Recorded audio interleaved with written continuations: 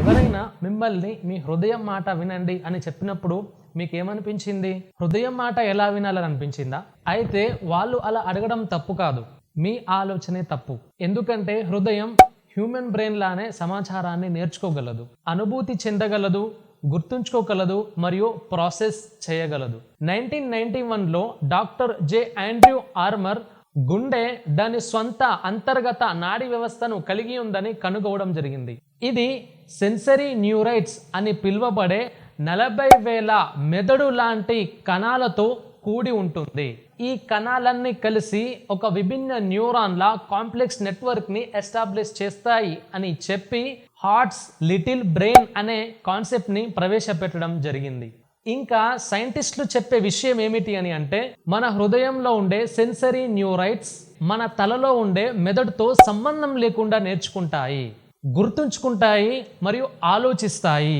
ఈ న్యూరాన్లు రియాలిటీని గ్రహిస్తాయి మరియు మన ఎక్స్పీరియన్సెస్ అన్నింటినీ కూడా జ్ఞాపకం చేసుకుంటాయి.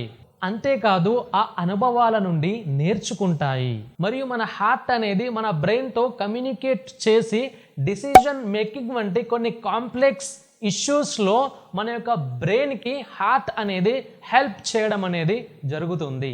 అల్లాహు అక్బర్. ఈ విషయాన్ని అల్లా సుబ్హానహు వ తఆలా సూరా అల్ హజ్ 22వ సూర 46వ వాక్యంలో ఈ విధంగా తెలియజేయడం జరిగింది. అఫలం యసీరు ఫిల్ అర్ది ఫతకూన లహుం ఖులూబున్ యాఖిలూన్. ఏమిటి?